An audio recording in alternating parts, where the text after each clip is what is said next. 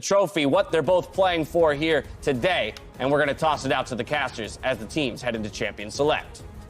Thank you very much. It is time for Rookie versus Faker, Invictus Gaming versus SK Telecom T1. And SKT's return to form started with winning the LCK once again. They'd taken some time off from being the most dominant team in Korea. They've gotten that one back. But winning the LCK is no longer the proof that you're the best team in the world. Beating IG is the proof that you're the best team in the world. And the road starts here for SKT. And SKT have been slowly building to a match like this, to a game against the world champions. They had to watch on, and Faker in particular had to watch on the sidelines. Every time Worlds goes to Korea, he's just going to be a stream viewer. But today, in MSI, he gets to battle Rookie, a battle that's happened so rarely since he joined IG. Just 2 games, and none of them in MSI or World. And let's jump into this Champion Select, because this last ban from IG, so respectful. After Klid's Rek'Sai game today, absolutely dominating, they're gonna last ban the Rek'Sai. And as much as everyone has always wanted to see Faker versus Rookie, Ning and Klid have fought in the LPL, 2 of my favorite LPL junglers, because of how explosive they are and key components in setting up these solo laners. First flex pick of Rise does get through. Oh! Tarek could be with the Sona. Tarek could just enable dives for Klid and the rest of SKT. That's even a little bit flexible right now, but already Champ Select looks spicy. Faker with a bit of a smirk on his face. He was interviewed and talked about how other teams could play the off-meta stuff, the different stuff, like the Sona Tarek. That was the example he used. Tarek has already claimed, will it be Jackie Loves Draven as an answer? Oh, I love this. Again, every time the Sona Tarek comes up, we talk about the 2 schools of thought with trying to take over this lane. Do you have a non-interactive one and go for roaming? Don't let the Sona get her procs on you, or do you go for the kills? And Draven, I think you know which school of thought that champion lies in. It's Invictus Gaming. Of course they're going for the kills, Kobe. It's all they know. It's all they love. And it's Sona Tarek versus, you would have to imagine, Draven and Nautilus. They have locked it in. If SKT does get out of the landing phase without dying and giving over adoration stacks, they've got all the support they need to let Faker and Duke and Khan pop off in these team fights. The Aurelia gonna get the shields, gonna get the invulnerability. She can do a lot of work later on in these team fights, but as you mentioned, it's that bot lane, it's the spiciness. Nautilus and Draven gonna look for those kills on Sona. And we're gonna have to be on top of our game, because gentlemen, 2 games in a row, we had those non-interactive bot lanes. We told all the viewers, watch top side, it's Ezreal Tahm Kench, it's gonna be a farm phase. This is the sort of bot lane that is gonna draw attention on both sides. Draven just shouts, look at me, and you better be here if you're the jungler, because there's so much possibility of snowballing off this bottom side. If Draven Nautilus does not get early kills, does not cash in on the Draven passive, then once again, the inevitable Sona Tarek team fight comes to fruition in the mid game. That's the word I would use. The inevitability of where Khan and you would imagine Khan on this area, but Aurelia, Tarek, and Sona go is very much team fight and specifically Baron control. The vision comes down, you got more vision, more team fight synergy. We'll see how the second round can go as SKT probably looking to the jungle. Oh, gotta wait to see. Of course, we want to keep the other champion flexible, but Silas is, of course, still up throughout the first 6 picks and 10 bans, so Aurelia and Silas gonna be the pickups there. Again, well supported to run around in these teamfights with all the shields and vulnerability. This comp will work well in the 5-on-5s. We will wait to see their jungler, as IG will grab Ning's champion first, but also now knowing where those solo laners are, we get to look at the Shy on something aggressive to win those lane matchups. However, Renekton maybe instead of Kennen. All right, Kennen with the on hit definitely has a huge potential to take over on the top side. We've seen the emergence of the Gunblade build as well, so you can still have the big AP effect later on in the game. But again, we're saving the jungler picks until last pick. This is why I was so hyped for this matchup here. The choices that go into how you're going to play out this game, now that there is a Sona Tarek versus Draven bottom lane, Ning's going to bring back the Camille after she has been all but eliminated from the jungle by the nerfs to not being able to stun jungle camps. She's been nerfed for farming, but she's still damn good at killing. So bot side Camille control is implied. The Lee Sin, the comfort for Klid is still up. This is absolutely insane, the draft that we're getting in this game. We're going to gonna have Ning on his Camille. Will he use his skin? He's gonna be such a big difference maker. Can he snowball the Draven, get those adoration stacks going, or will Clid once again dominate? And level 1 here is so important. SKT's level 1 plan, make Camille's jungle path predictable. If it is unknown, yes, we do predict bot side, but level 2 Camille's gonna be finding a lane that she likes to look up. Now, these are the matchups you're going to see on screen. I don't expect any more movements here from these sides. Going to be such an exciting battle. Invictus Gaming, the best team in the world. SK Telecom Team 1, the best team of all time. I think that is undisputable right now. SKT, top 2 team coming into the tournament. They did fall to G2, but you can turn some heads right now with a win right here. Rookie always said, I have to take down Faker to prove that I am the best. A tournament's not the same without Faker and SKT being here. Well, this MSI, Faker and SKT are in your way, IG, and so far they have not dropped a single game. SKT, the next team in front of them here, the one team that stops them from being 4-0 to continue that proof that IG are the best in the world. Tournament of Champions, and now we're gonna have the clash that everyone was waiting for. Group stages, a single best of 1, SKT versus IG.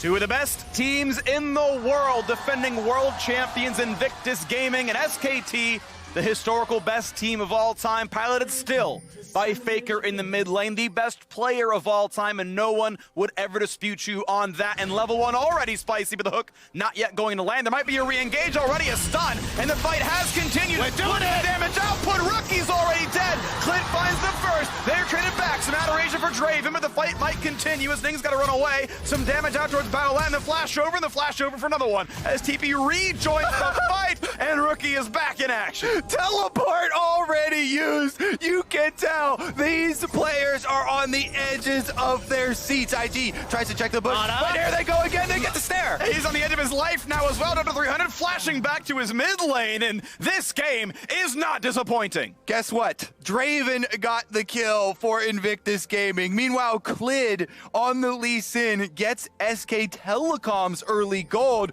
I honestly think that both teams are kind of happy with where that money went. And the reason why IG keep this up, we'll get to that though, we'll focus on the start. The blind hook misses, and then the double dazzle heralds the first blood. It goes the way of SKT, but Sona, in the meanwhile, is just so brittle at level 1. Yep, flash used as well, so Teddy will not have either summoner, nor will Nautilus on the bottom side. Then both Faker and Balon switching spots there. So the reason why IG keeps on the invade is they want to take over the bot side of the map. There's vertical jungling where Sona and Taric don't have their jungler bot side with summoners down. That means that Draven can do things like this. No items purchased for either Lee Sin or Draven, but Balon playing aggressively in the bottom side does go in for that hook. They're really trying to take advantage of this matchup.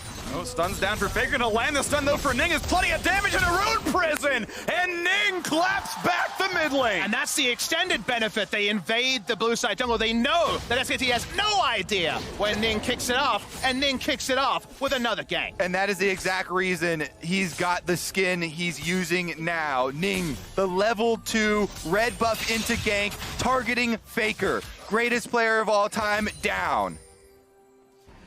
We got a moment to breathe, but not much more than that, as there's already a fight in the jungle. Clid drops a bit low as well, takes plenty of damage to the hands of Ning. Can't go get the kill, but puts down a 200 HP and forces an early recall out of Lee Sin. Now stuck inside no man's land. I don't know if this dive is going to be easy. Aftershock should be available. Baolan can pull aggro, and he's going to look in for Teddy. Plenty of damage there. Draven free hitting. Here comes Clid, though. Looks to answer one back. The health bar's low. Clid does indeed knock down Ning, but Draven finds yet another. It's 2 kills to 1. Invictus winning yet another fight, and Matza a bit alone, but the health bar is so low, it's just an auto attack, and then out goes IG. Yeah, Jackie Love and Baolan, I think they're a little bit too low to finish off a continued dive there, but the objective is completed. They take him down, and now mid-lane Faker again! Faker, a Q would kill him! Oh, he's gonna get able to walk away from this one. The turret was gonna push back Rookie, but this game is still fighting constantly. 1,100 gold puts IG ahead. And this is why it's so bold to pick Sona Taric, a lane that can't brawl early against IG, the early game powerhouses. We watched the replay here. They hit the stun, but Clid does stick around. Yeah, he's going to try and come down, does get the extra kill there. Jackie Love flashes for the second kill there on Draven, cashes in a tiny bit more. I don't think he's been catching that many axes in the meantime, but the bigger reward, double buffs down there in the bottom side against no flash Sona, no flash Taric. And I want to draw the viewers' attention to an important piece of information that may have gone missed. There's never been a Sona Taric game played professionally with a Korean team in it. There was no games in the promotion tournament, no games in the final, and the word was that even in scrims, Korean teams weren't playing Sona Taric, so the first look we see is SKT locking it in against IG. Definitely give yourselves a handicap in the early game, and IG already super bloodthirsty. BF sword at 4 minutes makes for good laning phases right now. And keep in mind, in a matchup like this with Sona Taric, you track the 80 carry on the one side, Jackie Love, for support on the other. And another stun now on towards Faker. The friends have arrived. He does not have a good way out. And Camp Faker, population 3. As another kill comes through, a 30 CS Aurelia is dead.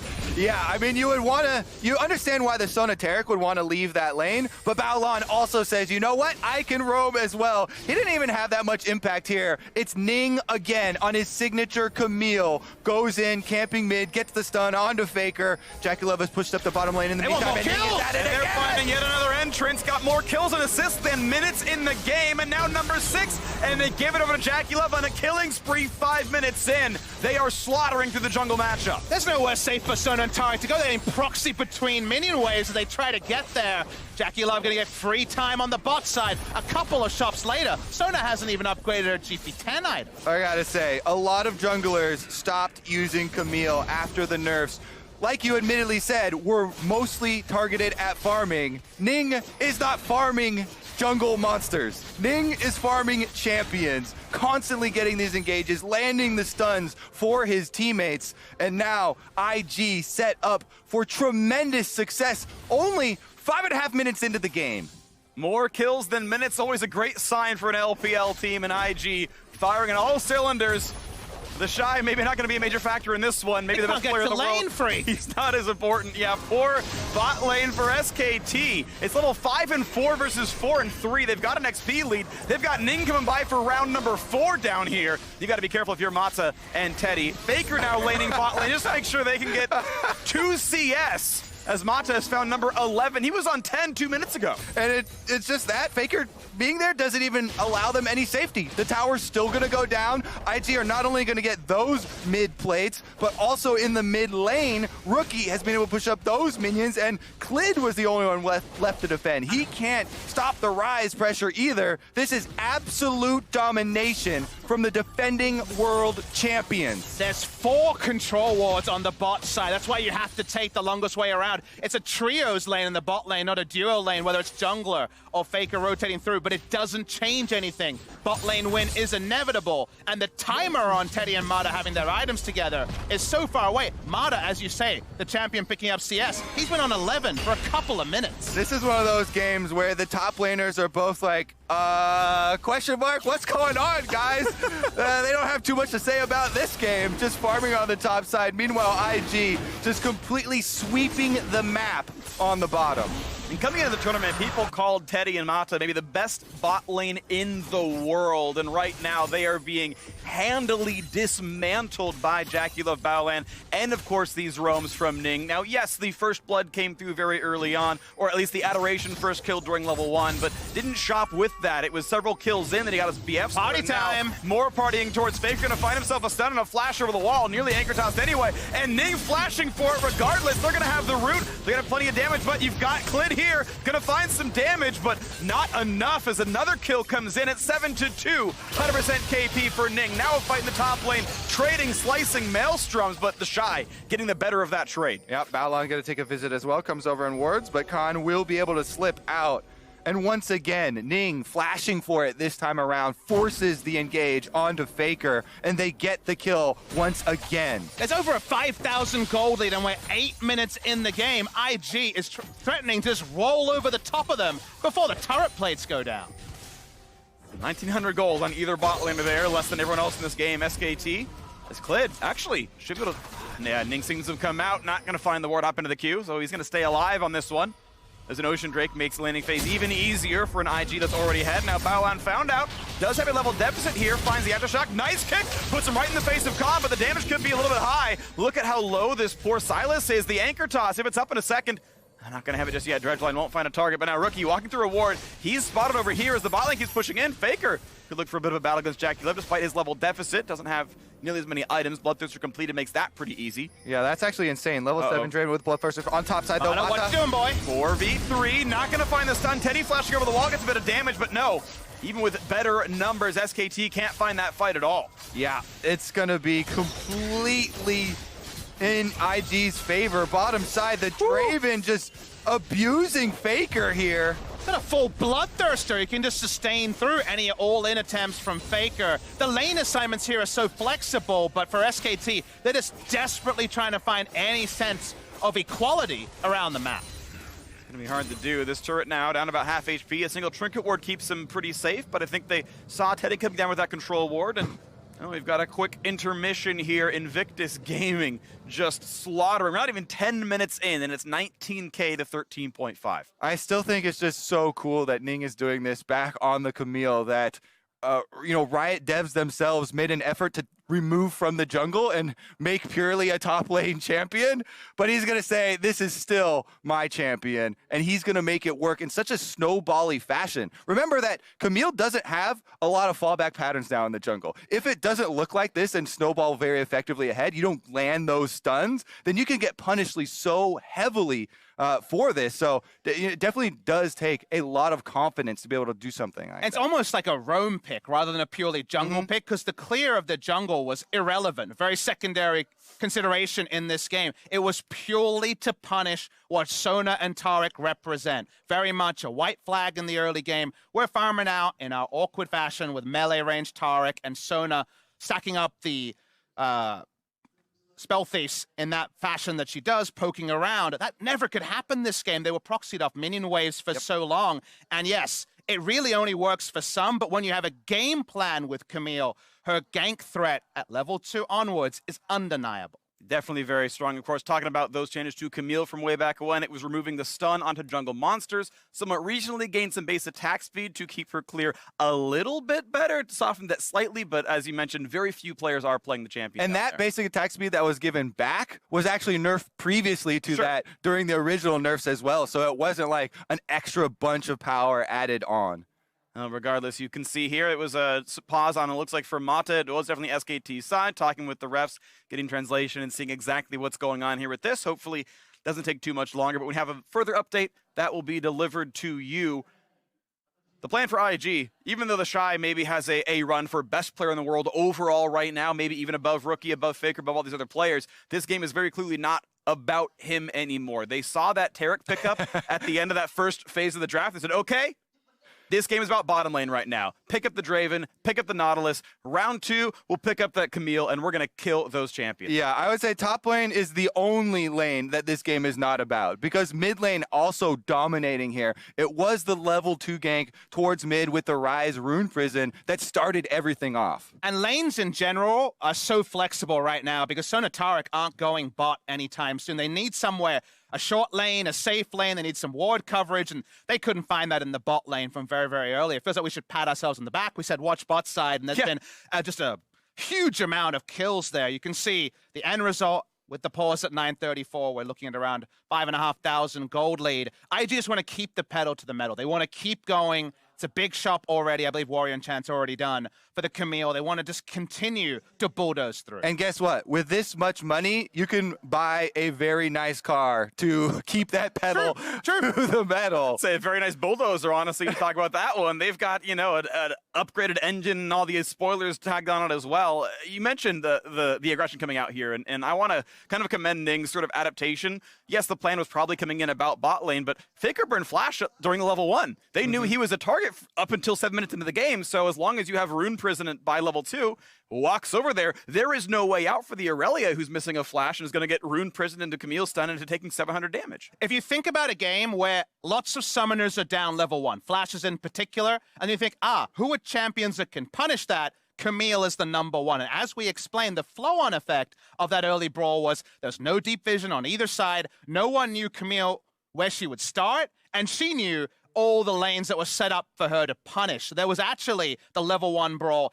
With the first blood, you might be baited into thinking, okay, SKT, a bit of gold onto some of their scalers, they'll get there easier. No, the immediate impact was punished, and by the 5-minute flash cooldowns later, a lot of this game was already won by IG. Yeah, it was actually the perfect level 1 with mid and bottoms flashes being used early. Easy target. He did such a good job, though, of also finding Clid in the jungle to harass him out first, so there wasn't any sort of turnaround. And that has brought us to this 9.5-minute mark, where now we're sitting in a situation where Invictus Gaming, undefeated currently, and the huge lead over SKT means that, as people predicted, this is 100% the team to beat at the tournament. The defending world champions absolutely dominating. I mean, we have the benefit of a pause screen that actually has the items at the moment on. And so at 9:34, as we noted already in the trades, Draven has a Bloodthirster and boots.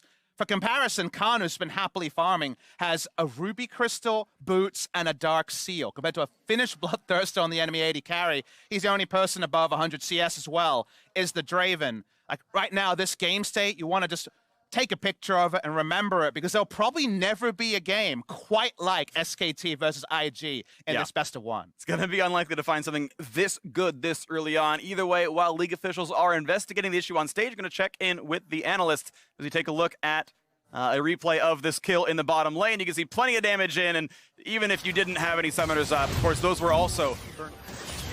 Thank you very much, Freak. I believe that's the replay we'll be looking at a little bit later. I'm Quickshot, joined here by Raz and Azael. We were getting ourselves ready for MSI cooldown before the technical pause came in, and while the officials are taking a look at the PC, we can chat about the first 10 minutes of gameplay. Invictus Gaming, 5,500 gold up. They're just styling on SKT and Azael, like... You know, this is just IG making a statement. Yeah, I mean, they said you're never going to see another game like this. My old FlexU team ran into TSM one time. It looked a little bit like that, you know? We got stomped pretty hard, too. But I think it's just insane how dominant IG are looking. And when you compare how they were playing here to how they played in playoffs and how they played in knockouts at the world stages, it almost just feels like they're just having fun. Like they are not always playing the cleanest of games. They're willing to take every single fight, but they're dominating despite it. No matter how messy these games get, they still seem to be taking control. I mean, there are things where I just don't think Rookie would be doing it if he was really taking it, you know, the most serious, the most hardcore play to win. Like level 1, they get the first blood, he dies, he TP's back in while it's still level 1. What are you going to do in that fight? You're not even going to be able to rejoin. And then against TL, when he's TPing in on the Akali at 30% health with no ult and trying to kill Doublelift. Thing is, though, I am hearing the players are busy going through ready checks. So, Raz, like, are you surprised by this bravado that Invictus are showing? They are 3-0 up, and they're still winning games despite the haphazard calls. Oh, not at all. Like, best of 1s, you learn the most off of that as well. And they're the type of players that they are so confident in their own capabilities. When they see Sona target, we haven't seen Sona target at all in the LPL.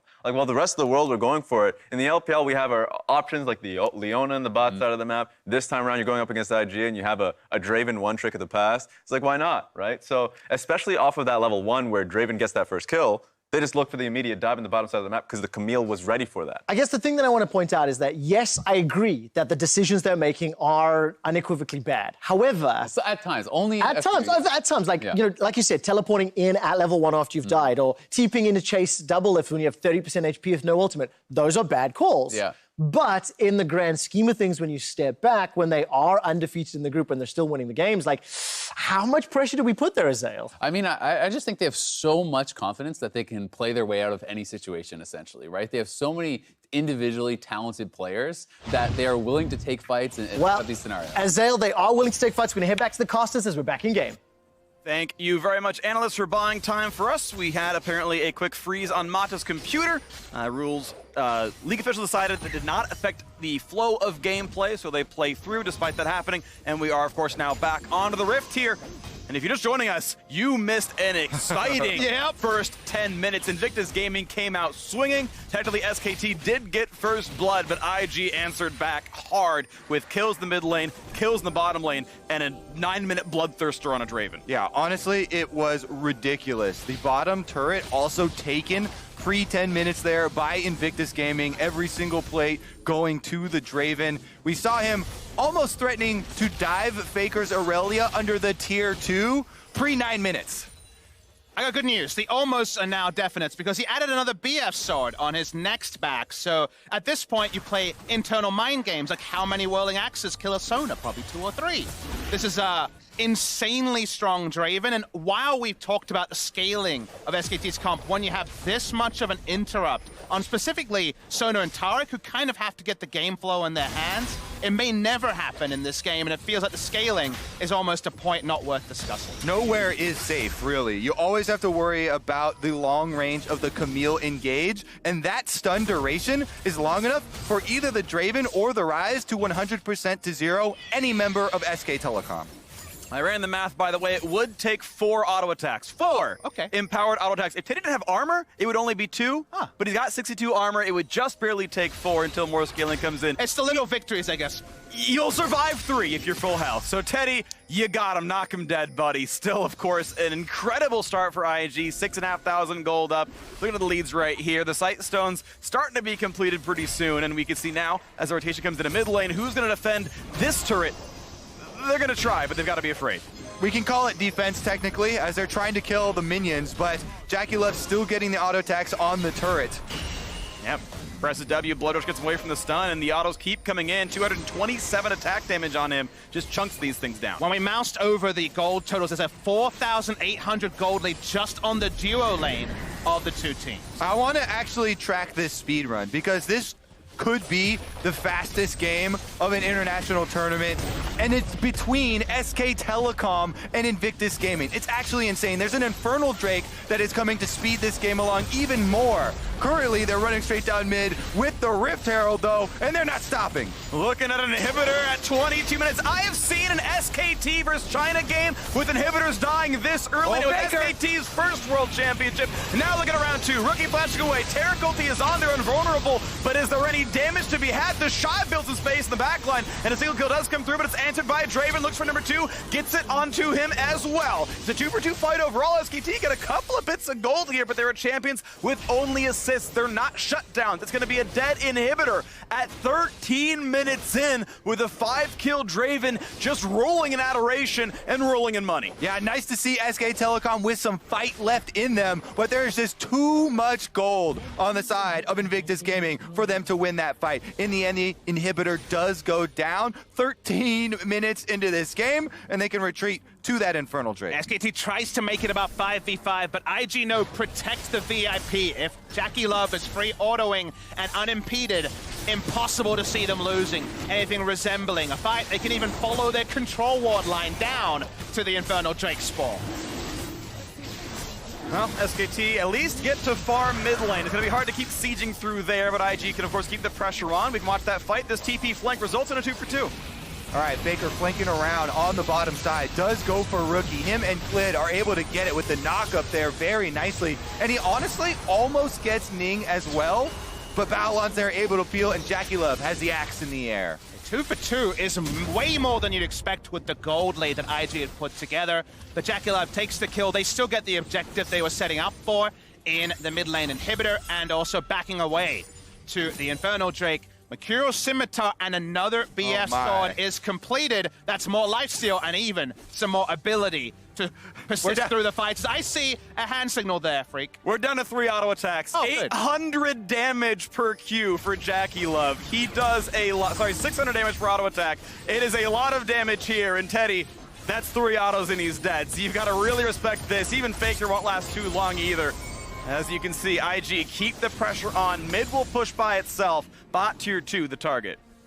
It's not like there are only squishies as well on Invictus Gaming. They've got plenty of crowd control that they can use to protect Jackie Love. So this makes SK Telecom's job so difficult, and why they had to get that really good flank from Faker in order to even get some kills in that mid lane fight. And scenarios like this are actually more tricky than you might realize at home, because at 14 minutes, who can deal with super minions pushing into the base? That's something that you don't normally have to think about. So they're holding on to those minions pushing in mid, and they're trying to take a second inhibitor already. Looking at the kick flash, puts them back over. They get the stun. They get a lot of damage. It's a single kill on the one side. Traded back now as Rookie dies yet again. But the rest of the squad could keep pushing. A good stun for Faker, though. Gets back out, buys some time. Will they find more in the re-engage? They've still got the cannon coming around the map. There's 4v3. They will push forward. And Jackie Love just lifesteal takes the entirety of SKT. Finds himself the second kill. Gets number 3 as well. And now look, 1, 2, and you know number 3 is gonna kill him, but he's chasing for a little bit more. There it is, the triple kill and as many auto attacks. 13-5 on 2 Nexus turret. And we're pre-16 minutes into this game. Invictus Gaming are going to finish it. Not since Bangkok Titans got crushed 4 years ago. Invictus Gaming smashed the world record. They smash SKT, and IG are 4-0. 15 minutes and 57 seconds was the last time that I saw before the Nexus exploded. Absolutely